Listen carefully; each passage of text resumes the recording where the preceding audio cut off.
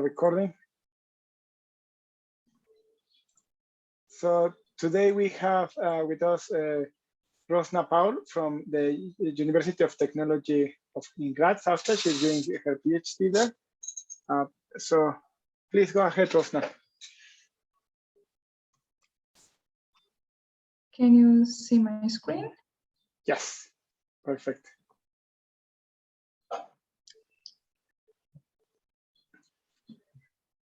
So thanks for the introduction and welcome everybody for my talk.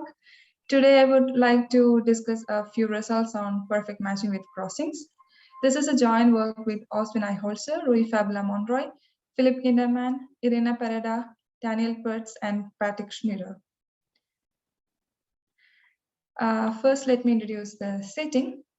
Here we consider points in general position, that is, no 3 points are collinear, and we consider only the even number of points. And in this point set, we consider straight line drawings of perfect matchings.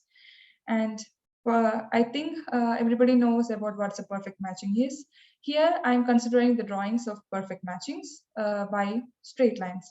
So the straight lines can be crossing in the interior and can be non-crossing. Let's look at some examples.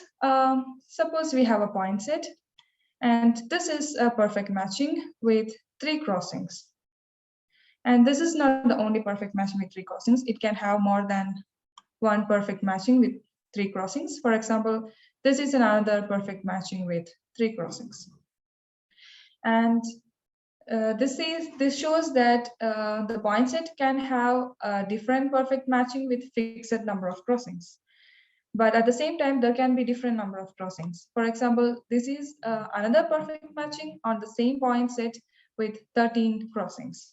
So in this, throughout this talk, we are looking for perfect matching with some number of crossings. The first question which came into my mind when I first look at the perfect matching is that if you are given with any point set, then how many perfect matchings can be there?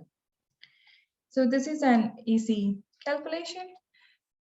Suppose you have n points where n is an even number, and you order these points with respect to the x-axis by the increasing order of the x-coordinate. Now you take a point which have the least index, then this point can be matched to any other point. So we have n-1 different ways of matching this point. Now you select one of them. From the remaining unmatched point, you choose the next point which have the least index. Then this point can be matched to any of the remaining points. Thus, we have n-3 possibilities of matching this point. And we continue this process with the next least unmatched point and so on. And finally, we will get the total number of possibilities, which is n-1 into n-3 into n-5 up to 1. And we denote this number as n-1 double factorial. So we have n-1 double factorials in any given point set. And the next question is, what could be the maximum number of crossings we can attain in a point set? And when you observe a perfect matching in a point set, we can see that there will be some line segments. So if you have n points, then there will be n half line segments in a perfect matching. And since we are looking for maximum number of crossings, our desired matching, we have all pair of edges crossings.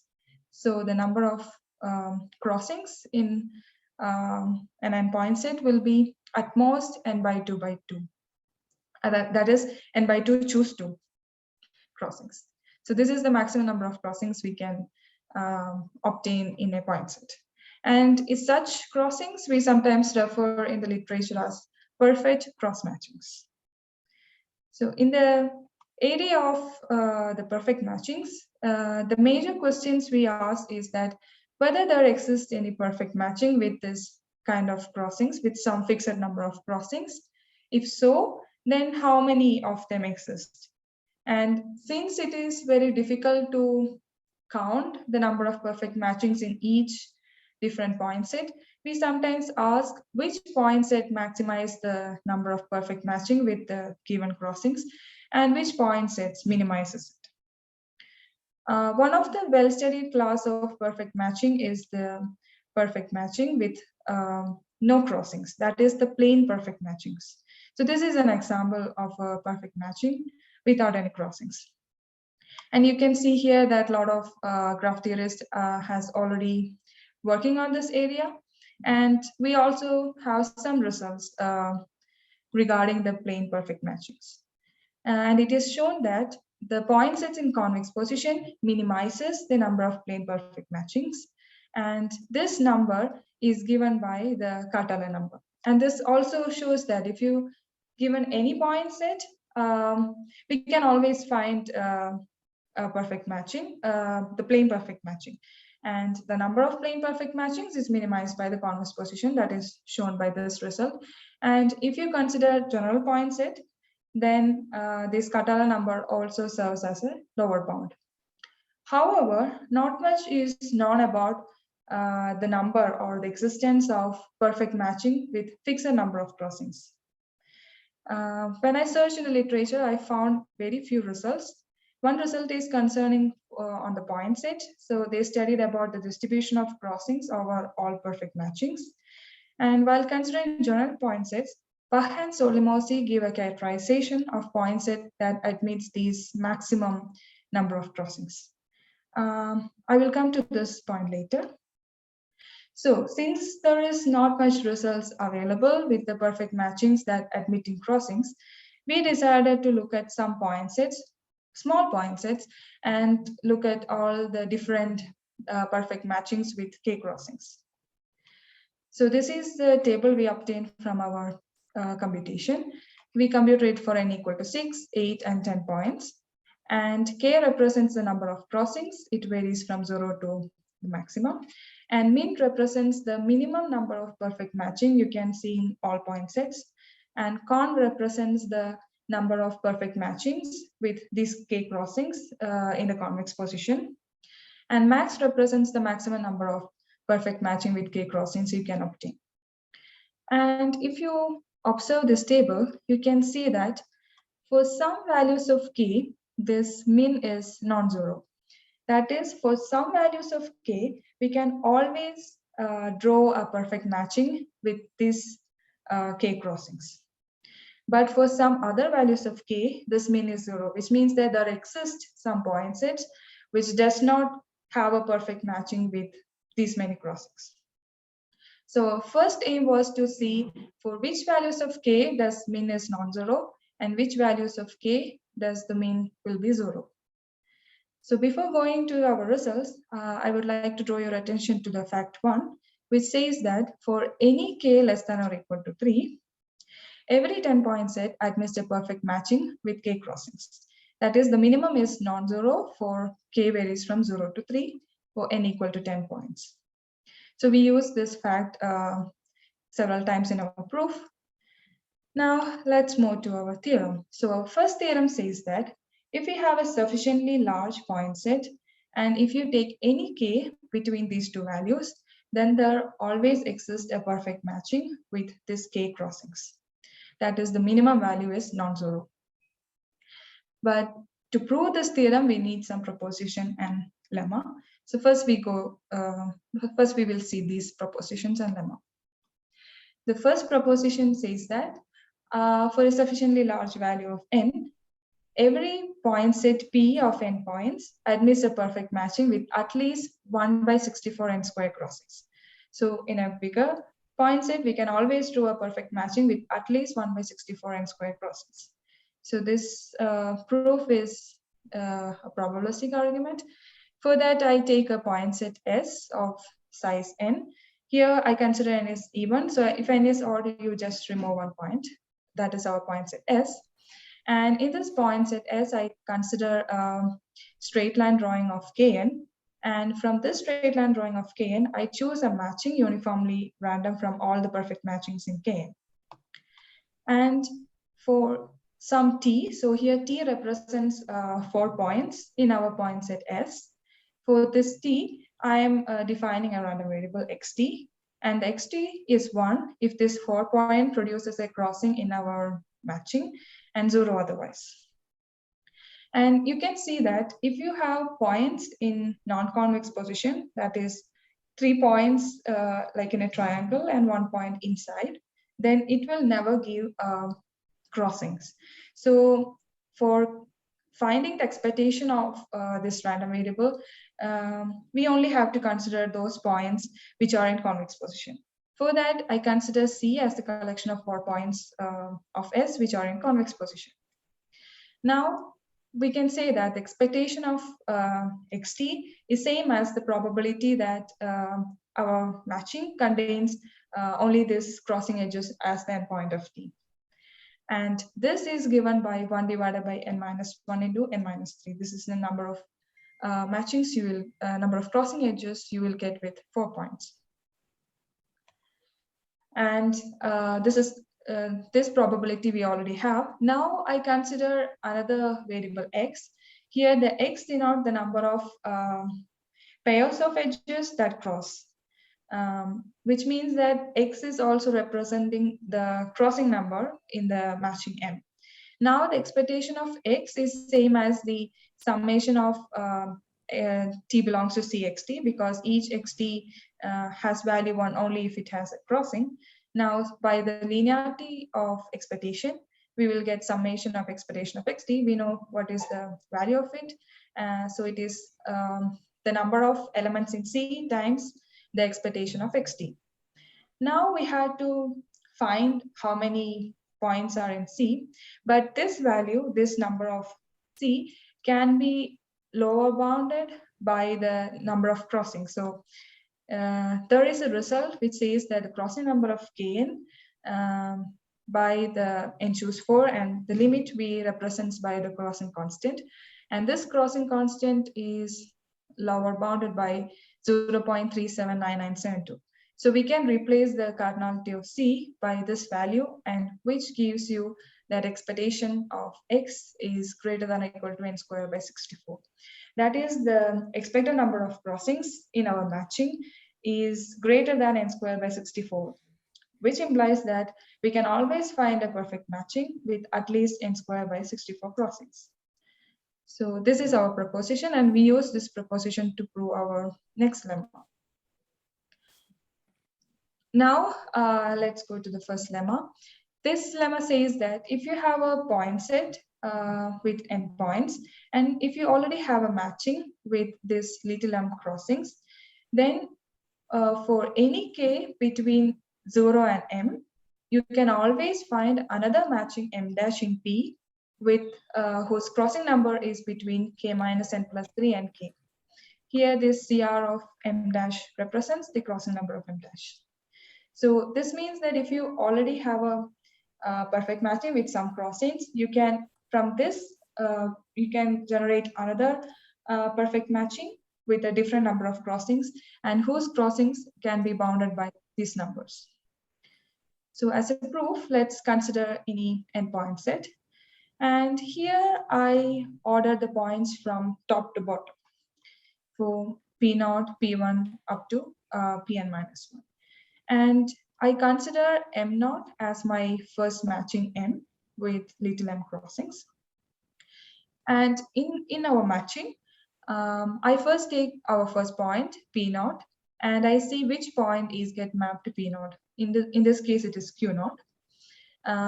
And the second point, P1, and I see which point is matched to P1, which is P13, P13, which is I denoted by Q1.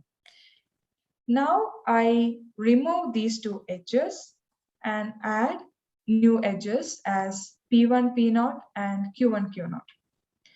By this process, I change two matching edges to other two different matching edges. Hence, we get a new matching. But while doing this process, I might lose some crossings. But the number of crossings I lose is at most n minus 3. So from this, we can say that in our new matching M1, the crossing number of M1 is greater than or equal to crossing number of M0 minus n plus 3. Now I consider my new matching M1.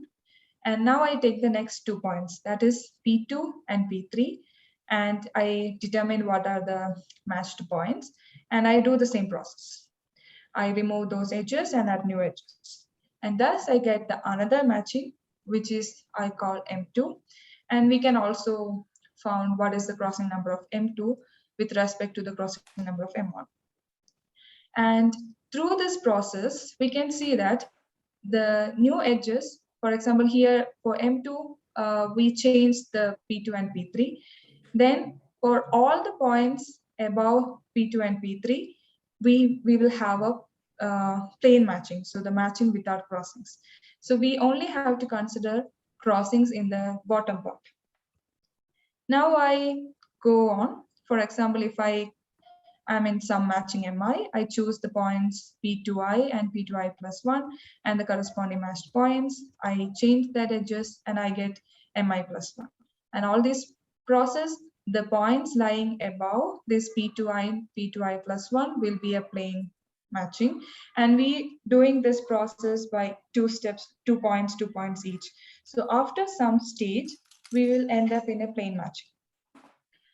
So we can always find a matching M dash, which is in between stage, which is, for example, Mi plus 1, such that the crossing number of Mi plus 1 is less than or equal to k, but the crossing number of Mi is greater than k. We can always find such a matching in between this process. And by the property of the crossing number of each matchings, we can show that the crossing number of Mi plus 1 lies in the same range. So this gives our proof. Now let's move to the lemma 2. The lemma 2 seems very similar to our theorem 1. Yes, it is very close to our theorem 1. So the lemma 2 says that if we have a sufficiently large point set, then for any k between these two values, we can always have a perfect matchings with k crossings. That is, the minimum value is non-zero. For that, we consider endpoints. And here, in these endpoints, I take some points from the leftmost side and some points from the rightmost side. And I call these points as P1 and P2 in such a way that the P1 has a cardinality N1, which is given by this number, and P2 has a cardinality N2, which is given by this number. And now I take a matching M, which is a matching with maximum number of crossings in the point set P1. Now we have a matching with maximum number of crossing, that is M. By our proposition, so this matching is a maximum matching. So it will have the crossing number, which is at least n1 squared by 64. By substituting these values, we get crossing number of M is this value. Now I take k, which is less than or equal to this value, which is what we need. And my aim is to get a matching M dash on our whole point set, such that the crossing number of M dash is exactly k.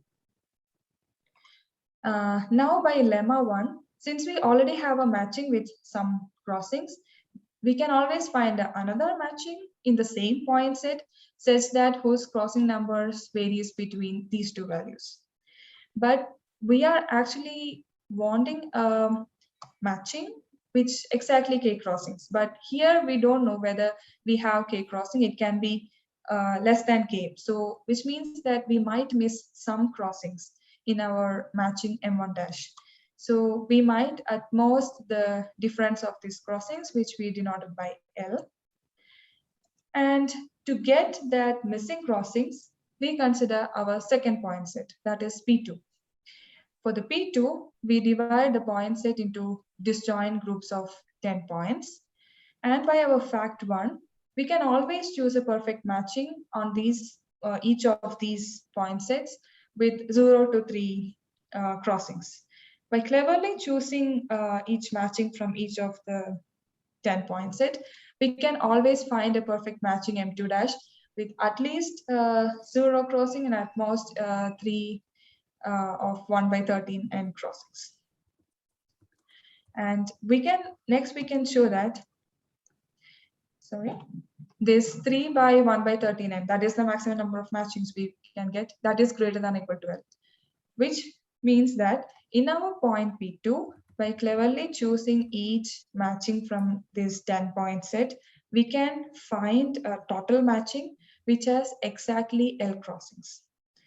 Now, by combining the matching in our first point set, which has some matchings, which has some crossings, and for the second point set, which have the remaining crossings, together we will get a matching which has K crossings. Here, I missed to say one point that I got a matching here and got another matching here. Together, I get exactly K crossings. But what happens with the points inside? But here we don't have to worry because these points lies inside these two regions and we can always find a plain perfect matching here. So combining everything, we still get a complete perfect matching with K crossings. So now let's prove our theorem 1, which says that for a sufficiently large end, we improved the bound for K. For the K varies from these two values, we can always find a perfect matching with K crossings. So the proof of theorem is very similar to the proof we've seen before. So here also we consider endpoints. And we divide these points into two segments, which is P1 and P2. And here we choose the size of P1 and P2 cleverly, says that P1 carries N1 points and P2 carries N2 points. And as we've seen before, we consider a maximum matching in P1. And by the proposition, the crossing number of M is greater than this value. And we choose K less than this value.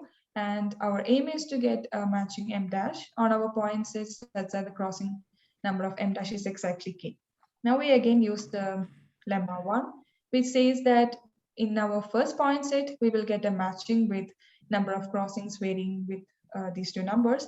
But as before, here also we might miss some crossings. So we may miss L, which is N1 minus 3 crossings. So now just calculate what's this N1 minus 3, then we can see that we miss at most these many crossings. If you are able to get these many crossings in our second point set, then we are done. For that, I apply lemma 2 to our second point set. The lemma 2 says that I can always draw a matching with exactly X crossings for every X varying between 0 and this value. And by substituting value of N2 here, we can see that this number is greater than N minus 2, this value. I mean, I'm not saying this value. So these missing crossings can be obtained by 1x, and we choose that matching. And by combining the first matching and the second matching, we can get a matching on the whole point set, which has exactly K crossings. So this proves our first theorem. Now, this is also again an existence question. In the previous theorem, we say that for some values of K, there always exists perfect matching with K crossings. Here, I'm going to say that for some values of K, that is K greater than or equal to 5n square over 72, there exist point sets in which we cannot find a perfect matching with K crossings. So here I'm giving the bounds of K in which this minimum is equal to 0. So if we want to show this, this case, it is enough to show that there exists a point set having this property. For that, I consider a point set which we call windmill arrangement. That is, if we have n points, which is a multiple of 6, I arrange n by 3 points in the first wing, and n by 3 points in the second wing, and n by 3 points in the third wing. And by analyzing the number of matching edges between each wings and inside each wings, we got a matching. So this is the matching which have the highest number of crossings.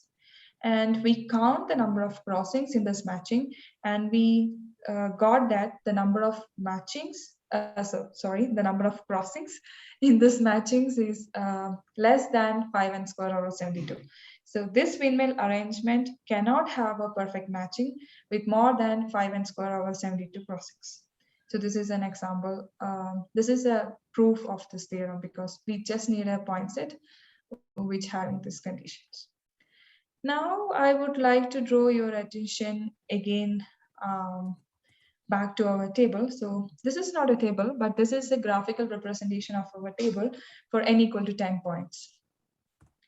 Here, this blue dotted line represents the minimum curve, and the red curve represents the curve for the convex point sets, and this green dashed lines represents the curve for maximum number of points. Here you can see that as the number of crossing increases, in the beginning, our convex curve and the minimum curve coincide at the point 0. And when the number of crossings increases, it got splitted. But when we come towards the tail end, this convex curve coincide with the green curve. That is our maximum curve. So our next thought was, is it true for all values of n? So this graph is only the representation for n equal to 10 points, but is it true for all n? And in the introduction, actually I was mentioned that the convex point set minimizes the plane perfect matchings. So that is when k equal to 0, this coinciding of the convex curve and minimum curve is true for all values of n. Now we are focusing on the other side of the curve, that is this side, whether the convex curve and maximizing curve coincide for this maximum number of crossings. So for the 10 points, it is 10, but for different points, we have different values here. So whether this tail end also coincide for all values of n. That is our next question. The first answer to this question was given by, can be obtained from the characterization of Pach and Solomowski. So what is this characterization?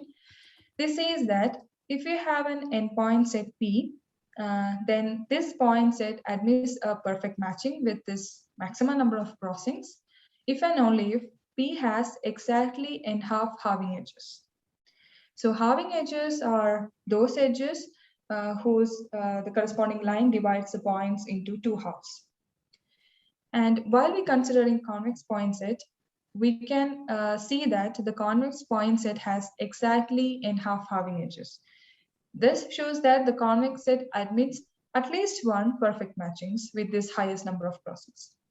And also in the paper, they showed that the number of perfect matchings with these many crossings is unique. If it exists, then it's unique. It cannot, there cannot be any matching with these many crossings, but if it exists, then it's unique. Since convex point set has one perfect matching with n by 2 choose 2 crossings, so that is the maximum number one could attain. Hence, the convex point set maximizes the number of perfect matching with n by 2 choose 2 crossings. Our theorem says that this is also true for one less than this maximum number of crossings.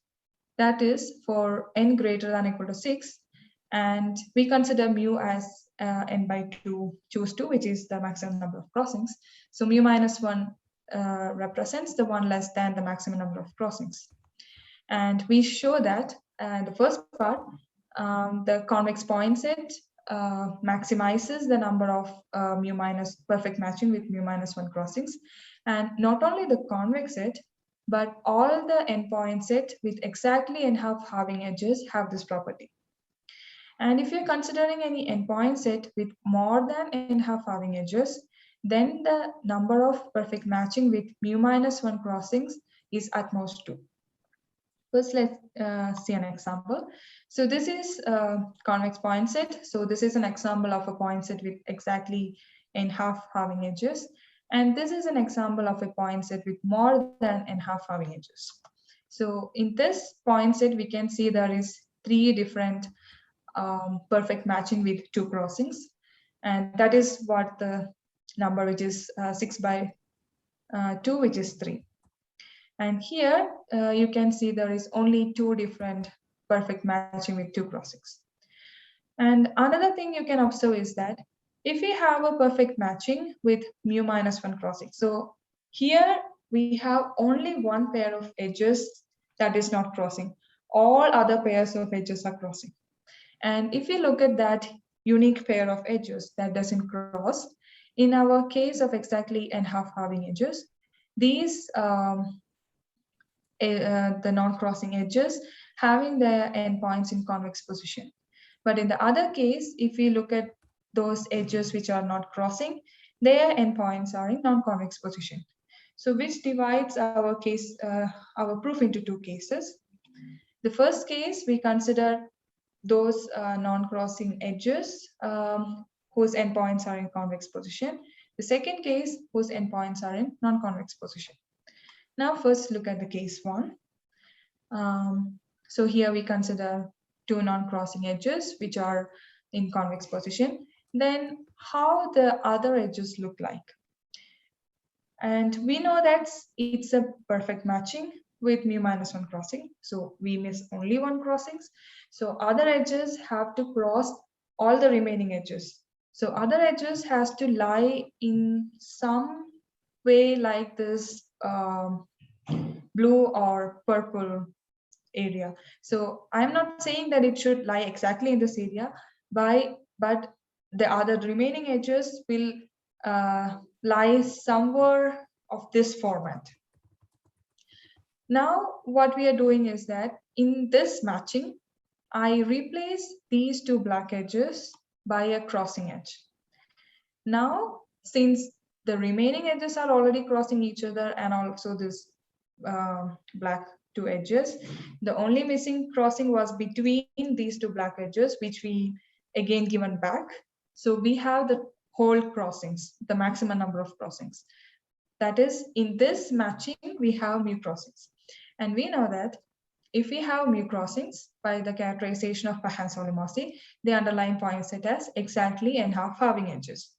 So this gives a proof of saying that if we have exactly and halving edges, if our point set has exactly and halving edges, then if you consider any perfect matching with mu minus one crossing, then the pair of edges which doesn't cross, whose endpoints will lie in a convex position.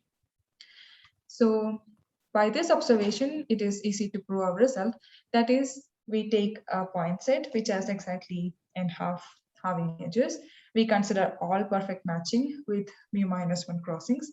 And for each of them, we remove this non-crossing edges to crossing edges. And this gives a mapping between these two sets. By marking the neighboring edges, we can see that this mapping is a bijection. And the property of bijection, we can say that there will be n half different perfect matching with mu minus one crossings. This satisfies our first condition. Now consider our second case, that is the points are not in convex position.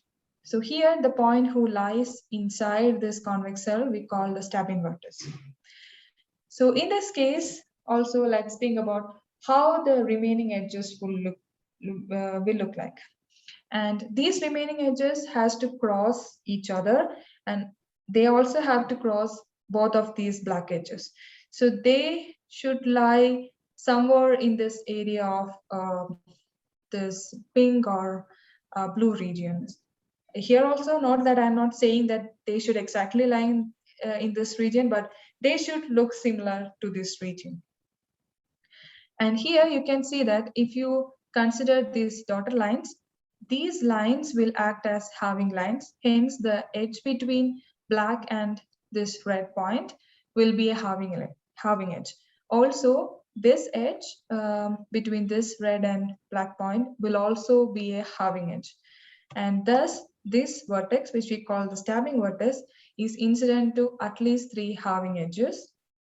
And this implies that underlying point set has more than n half different halving edges. So if you consider any point set with more than n half halving edges, then if you take any perfect matching in this point set with mu minus one crossings, then the pair of edges which doesn't cross will lie in this stabbing position.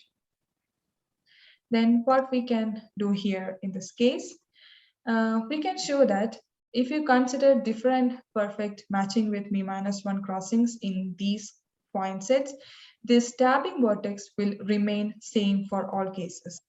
So there is only 3 ways of matching this tapping vertex. Either you can match with this black edge or this blue dotted one or the maroon dotted one. So, but here, if you have edges in this blue or this pink area, then if you consider, for example, if you consider this maroon matching, then this matching edge does not cross any edges in this pink area, which should not be true. I mean, we need a matching edge which crosses everything. So this matching cannot be taken. And similar way, we cannot consider this blue matching.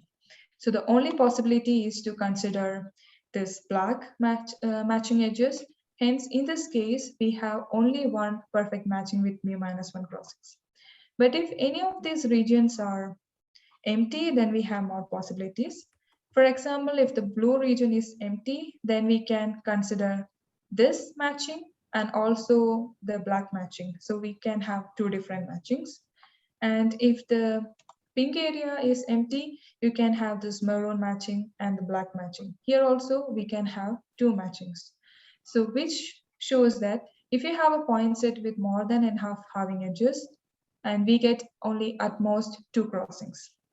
But there is one more thing. What happens if both these regions are empty?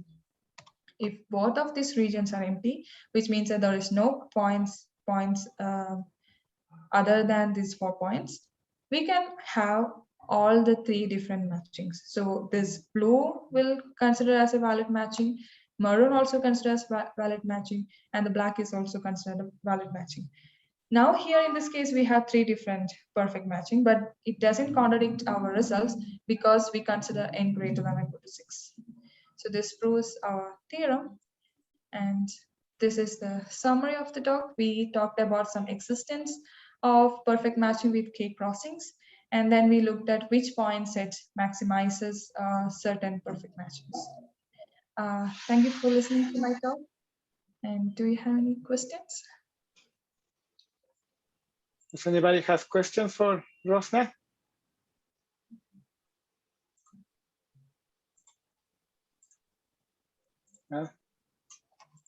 Okay, well, we thank Rosna. Thank you, Rosna. Thank you. For your talk. Okay.